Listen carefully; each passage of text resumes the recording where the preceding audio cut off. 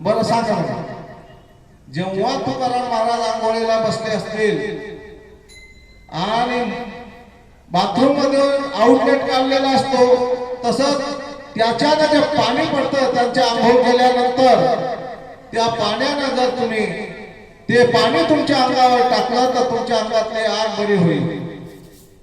आता आधी तर कुणाला विश्वास बसत नाही लवकर, पण चला तकलीफ जास्त होते म्हणून प्रयत्न करायला काही हरकत नाही. तकलीफ होते तर माणसं मेडिकलच्या गोळ्या 2 ऐवजी 4 पण खायला तयार असतात. तसं त्याने पण केलं आणि जेव्हा त्याने आपल्या अंगावर पाणी टाकलं, त्वचा चांगली झाली, आग शांत झाली आणि त्याने तुकाराम महाराजांचे पाय पकडले. म्हणजे अनुभव ही खात्री, अनुभव आल्याशिवाय कळत नाही. जोपर्यंत मला अनुभव आला नव्हता तोपर्यंत मीही भरोसा करत नव्हतो. मी गुरुबंधू आप्पांना सांगितलं, आप्पा जोपर्यंत माझ्या मनाची इच्छा होत नाही तोपर्यंत मला तुम्ही काही सांगू नका. ज्या दिवशी माझ्या मनाची इच्छा होईल त्या दिवशी मी स्वतःहून सांगेन की मला नाम घ्यायचं आहे. म्हणून आजचा वेळ त्यांनी अनुग्रह घेतलेला होता म्हणून त्यांचा जीवनाचा उद्धार झाला. आजचा काळ वेगळा आहे, आजचे संस्कार वेगळे आहेत. प्रत्येकाच्या हातात मोबाईल, प्रत्येकाच्या घरी टीव्ही चालू. आधी गोमाताची पूजा करायचे, कुत्र्याला भाकर खाऊ घालायचे. आता तो वेळ मोबाईल मध्ये जातोय. कुणाला पूजा करायला वेळ भेटत नाही आणि कुणी चांगल्या मार्गाकडे धावायला लवकर निघत नाही. आणि जे निघतात ते बोटावर मोडण्यासारखे आहेत. पण लक्षात ठेवा, आज जे बोटावर मोडण्यासारखे आहेत त्यांचे मुलं उद्या चांगलेच राहणार आणि जे संस्कार वाईट दिलं, वाईटामधून वाईट निघणार. कारल्याला कधी भुईमुगाच्या शेंगा लागत नाही. श्री बाबा माऊली रामदासा माऊली, श्री बाबा माऊली ओ रामदासा माऊली, श्री बाबा माऊली ओ रामदासा माऊली, श्री बाबा माऊली ओ रामदासा माऊली. गरीबाची सावली, गरीबाची सावली, गरीबाची सावली, गरीबाची सावली. बाबा माऊली ओ रामदासा माऊली, बाबा माऊली ओ रामदासा माऊली. कारण कारल्याच्या झाडाला भुईमुगाच्या शेंगा लागत नाही, तसं लिंबाला कितीही साखरेचं पाणी टाकलं तरी तो गोड होत नाही. म्हणून ज्याचं मन कटू आहे त्याला चांगले विचार पटत नाही. त्याच्यासाठी कोट जन्माचं पुण्य लागतं, भाग्य लागतं. तेव्हा कुठं तो साधक नामकरण करायला, अनुग्रह घ्यायला तयार होतो. त्याच्यासाठी गुरुबंधूंना किती कष्ट भोगावे लागतात फक्त त्यांनाच कळतं, ते आपल्याला कळणार नाही. ज्या आईने मुलाला जन्म दिला त्या आईलाच मुलाचं महत्व माहिती. जिनं जन्म दिला नाही, तिच्या अंगणात दुसऱ्याचा मुलगा खेळत असेल तोही तिला त्रास असतो. हा फरक पडतो. अनुभव हीच खात्री. म्हणून शेवटी काय झालं, माणसाला ओळखता आली पाहिजे. ते केव्हा जमेल, आपलं अंतःकरण शुद्ध असेल तर, आपले विचार शुद्ध असतील तर आपल्याला माणसं ओळखता येतील, अन्यथा नाही. आता यशोदा मातेला कृष्ण ओळखता आला नाही. भगवंतानं आपल्या घरी जन्म घेतला, आपल्या घरी आले हे यशोदा मातेला कळलं असतं तर गणपतीला नवस केला नसता की माझा मुलगा खोडकर आहे, जास्त खोड्या करतो, त्याच्या खोड्या बंद व्हाव्यात म्हणून संकष्ट चतुर्थीचा मी उपवास करते गणेशा. आणि जर माझ्या मुलाच्या खोड्या बंद झाल्या तर मी तुला 1000 मोदक आणि 1000 लाडू सांगतेच्या वेळेला ठेवीन प्रसाद म्हणून. आता प्रश्न पडला भगवान कृष्णाला, आता जर मी खोड्या केला तर गणपती बाप्पाचं महत्व कमी होईल. म्हणजे हा प्रश्न मोठा झाला. गणपती बाप्पाचं महत्व वाढावं म्हणून भगवान कृष्णानं 1 महिना संप केला की एकही खोडी करायची नाही. एक महिना संप केला, एकही खोडी केली नाही, कोण्या गवळ्यांची तक्रार आली नाही. यशोदा माता खूप झाली. 1000 मोदक 1000 लाडू घेऊन यशोदा माता गणपतीला नैवेद्य घेऊन गेली. नैवेद्य घेऊन गेल्यावर मंदिरात यशोदा मातेला आठवण आली की इथं तूप राहून गेलं आणि आता तूप घ्यायला जावं लागेल. तेव्हा कृष्णाला सांगितलं, कृष्ण या मोदकांकडे आणि लाडूंकडे नीट लक्ष ठेव, मी तूप घेऊन येते. भगवान कृष्ण बोलले, आई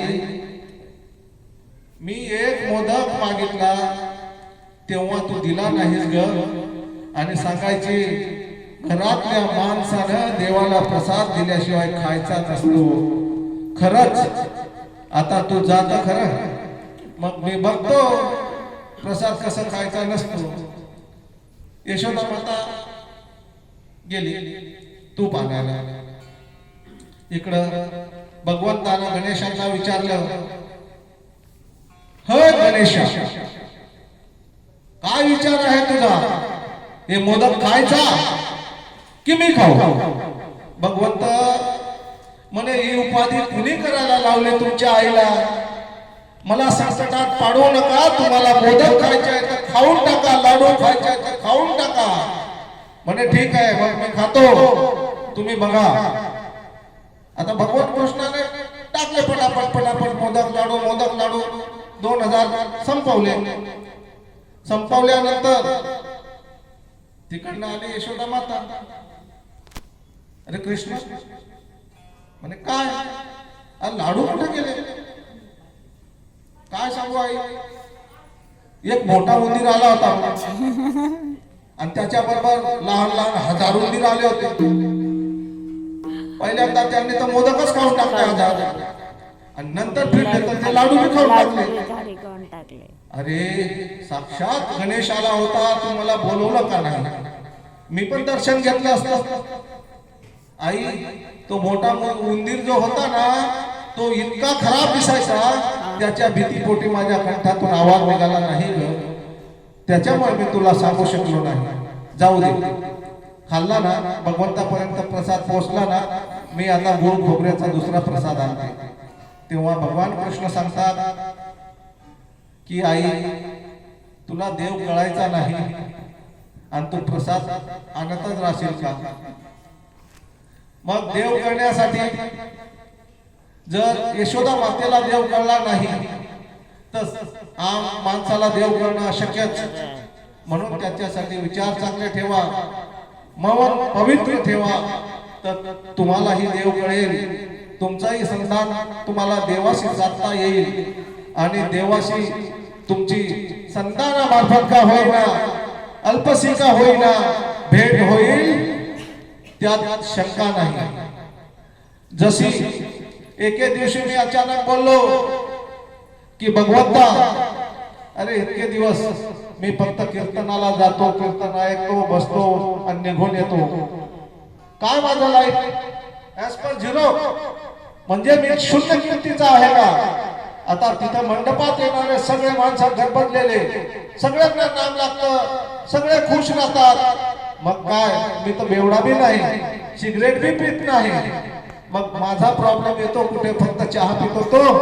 चला, दसऱ्याच्या दिवसापासून चहाही सोडला, मग तर काही प्रॉब्लेम नाही ना. साजिद माझ्या मुखातून एक शब्द निघाला, खरंच माझ्या अंतःकरणात भगवंत तुझा वास असेल तरी हवा गरम करून टाक. 15-20 सेकंदात भगवंताने हवा गरम केली आणि मी 5 किलोमीटर माझी गाडी त्या गरम हवेत चालवली.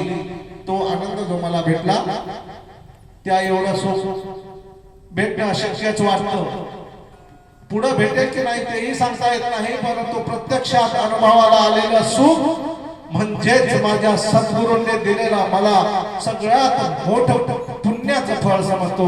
गाडी हालताना, गाडी चालताना जीव झाला बेजाने, जीव झाला बेजाने. या गाडीचा निघाले राहिलो, या गाडीचा निघाले राहिलो, या गाडी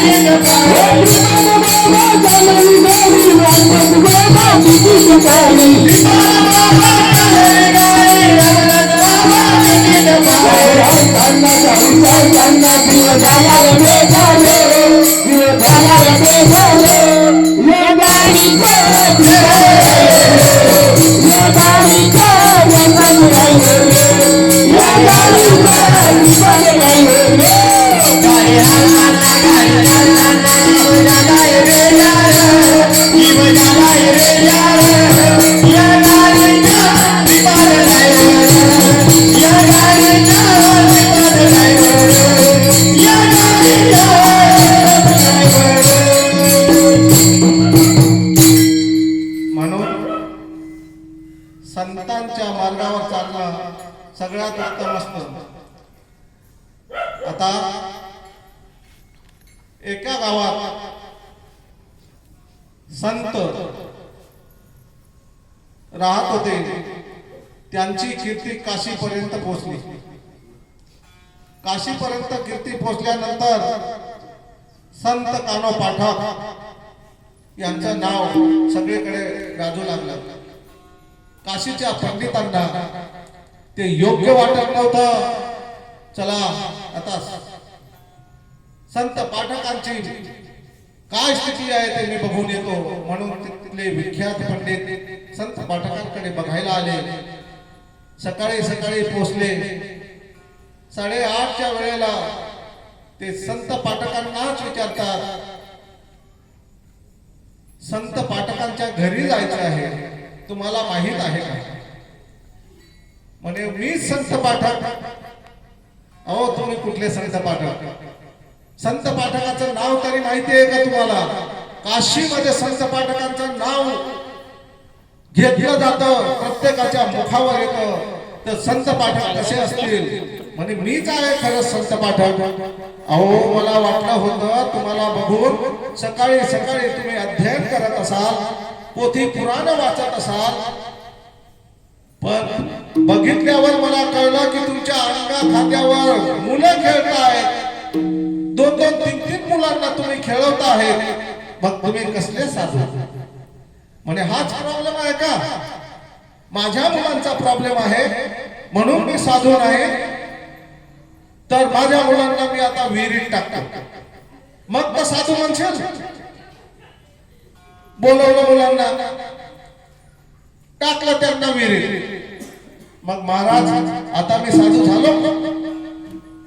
तुम्ही आता काशीहून आलात, लांबून आलात, आमच्याकडे जेवण तर करून जा.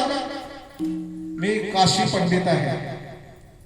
काशीचा पंडित जिथं सुतक होत तिथं खात नाही, म्हणजेच जेवण करत नाही. आता म्हणे मुलांना विहिरीत टाकलं म्हणून पातक लागलं, तेव्हा मुलं होत म्हणून साधू नाही. मग ठीक आहे, पण जर मी मुलांना जर बोलवून घेतलं, जिवंत बोलवून घेतलं, तर तुम्ही माझ्या घरचं जेवण कराल का? त्यांना आधी विशेष वाटलं, ते काही बोलले नाही. पण पाठकांनी आवाज दिला, अरे चला रे, हा काशीचा पंडित आपल्या घरून उपाशी जात आहे, या बाहेर. मुलं विहिरीतून बाहेर न येता जसं त्यांच्या घरातून बाहेर निघून राहिले, असं त्या पाठक जिनी त्यांना लीला दाखवली ती भगवंताची कृपा होती. कारण भगवंताची सेवा इतकी करत होते की त्यामुळे त्यांच्या शब्दाला किंमत होती. ज्यानं भगवंताची अंतःकरणापासून पूजा केली, सेवा केली, तर त्यांच्या शब्दालाही किंमत येते, हे लक्षात घ्या. म्हणून आजच्या दिवशी जसं तुकाराम महाराजांनी अनुग्रह घेतला, चांगले कामं केले, सगळ्या चांगल्या गोष्टी केल्या, तसं आपण हे अनुग्रह घ्यावा.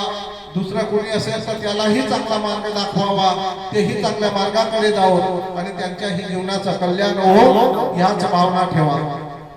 त्या भावनेनं आपलंही मन पवित्र राहतं आणि दुसऱ्याचंही कल्याण होतं. म्हणून सांगतो, योग्य वेळी योग्य निर्णय घेतलेला हा फायद्याचा असतो. जसं आई जिजाऊने छत्रपतींना घडवण्यासाठी योग्य निर्णय घेतला होता, म्हणून हिंदवी स्वराज्य निर्माण झालं. आणि आज आपण छाती ठोकपणे सांगतो, हिंदू मराठा. हिंदुत्वाची लाज राखली संतांनी, छत्रपतींनी आणि त्या मावळ्यांनी, ज्यांनी आपल्या जीवाचं बलिदान केलं. आज जसं सैनिक आपल्या जीवाचं बलिदान करून देशाचं रक्षण करतात, तशा वाघिणी आता होणं म्हणजे थोडं दुर्मिळ होत चाललं. तसे विचार ठेवा, चांगले विचार ठेवा. देशाच्या रक्षणासाठीही मुलांची गरज आहे, संस्थांसाठीही मुलांची गरज आहे आणि चांगल्या क्षेत्रात जाण्यासाठी मुलांची गरज आहे. म्हणून त्याच्यासाठी आपले विचार तरी चांगले ठेवा. चांगल्या विचारांना चांगलं होतं, वाईट विचारांना कुणाचाच चांगलं होणार नाही. त्यामुळे प्रत्येक गोष्टीकडे आपलं लक्ष अगदी बारकाईनं असलं पाहिजे. सर्वसाधारण प्रत्येक व्यक्ती आपला स्वार्थ साधण्यामागे लागतो का? कारण त्याला दुसरं दिसत नाही, तो दुसरा विचार करत नाही. जर त्याने एक विचार केला, मला जर एखाद्या वेळेला 2000 रुपये सापडले, सांगू का नको? नाही तर कोणी मागेल खरंच माझे आहेत म्हणून, तरी तो विचार करायला लागतो की तिथं पैशांना बघून त्याची लपाडी ठरते, पैशांना बघून त्याचं मन विचलित होतं. मन विचलित होता कामा नये. जसं एखाद्या मुलानं आईच्या मांडीवर संडास केली, पण आई मुलाचा तिरस्कार करत नाही, कधीही करत नाही, कारण तिच्या भावना पवित्र आहेत. तशा प्रत्येकाच्या भावना त्याचप्रमाणे पवित्र असल्या पाहिजे. जसं एखाद्या कागदावर फक्त एक सर्कल मारून दिलं, वर्तुळ काढलं, तर आपलं लक्ष त्या वर्तुळावर जातं, पण पूर्ण कागदावर चौफे फिरत नाही. तशाच गोष्टी असतात. म्हणून नाम घेतलं तर आपलं लक्ष केंद्रित होतं, केंद्रीकरण होतं आणि आपण स्थिर चित्तानं भगवंताचं नामस्मरण करू शकतो आणि आपलं भगवंताशी संधान साधू शकतो. त्या स्थिर चित्तासाठी जसं आपल्याला सर्कलची गरज आहे, तर आपल्या जीवनाचा विकास करण्यासाठी, आपल्या जीवनाचा उज्ज्वल बनवण्यासाठी आपल्याला नामस्मरणाची गरज आहे.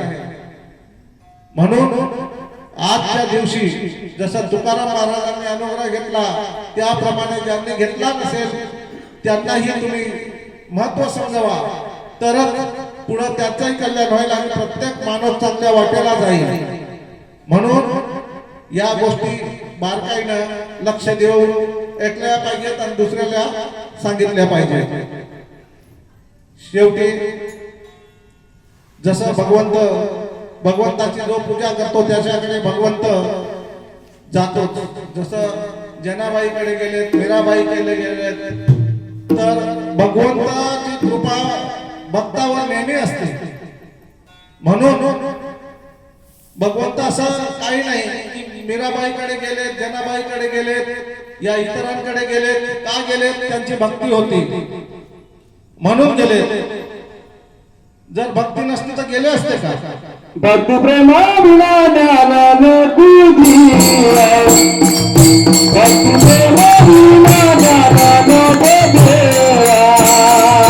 भक्ती प्रेमा विना ज्ञान बुद्धी, भक्ती प्रेमा विना ज्ञान बुद्धी, भक्ती प्रेमा विना ज्ञान बुद्धी, भक्ती प्रेमा विना ज्ञान बुद्धी, भक्ती प्रेमा विना ज्ञान बुद्धी, भक्ती प्रेमा विना ज्ञान बुद्धी, आणि काय ज्ञान नाही बुद्धी, आणि काय ज्ञान नाही बुद्धी, भक्ती प्रेमा विना ज्ञान बुद्धी, भक्ती प्रेमा विना ज्ञान बुद्धी.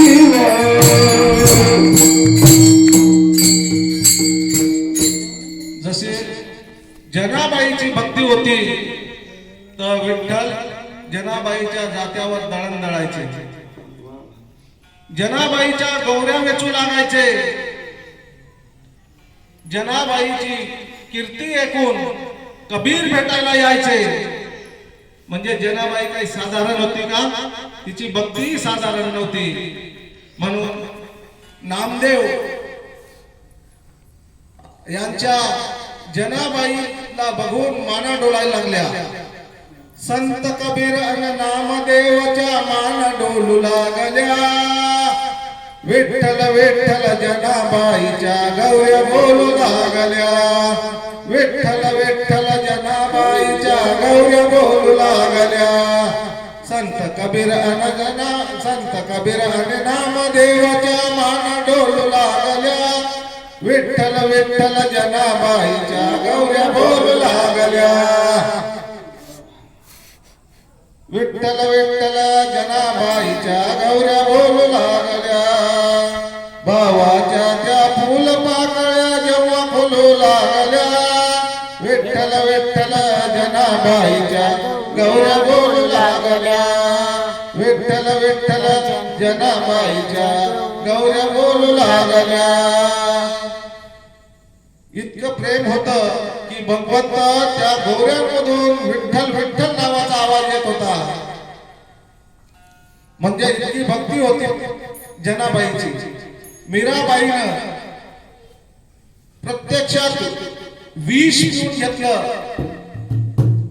पण भगवंताचं नामस्मरण मध्ये एकदम तल्लीन होती भगवंतानं मीराबाईचं विष पचवलं म्हणजे भक्तीत इतकी शक्ती आहे भक्तीची शक्ती कमी समजू नका जर मीराबाईचं विष पचवलं आणि जनाबाईला गोऱ्यामधून विठ्ठल विठ्ठल आवाज येतो तर आपण ही भक्ती केली तर आपलं का चांगलं होणार नाही जे भक्ती करतात त्यांचं चांगलं होतं तर आपलंही चांगलं होईलच म्हणून निश्चिंत राहून चांगल्या मार्गाकडे जाण्यासाठी भक्तीची गरजच पडते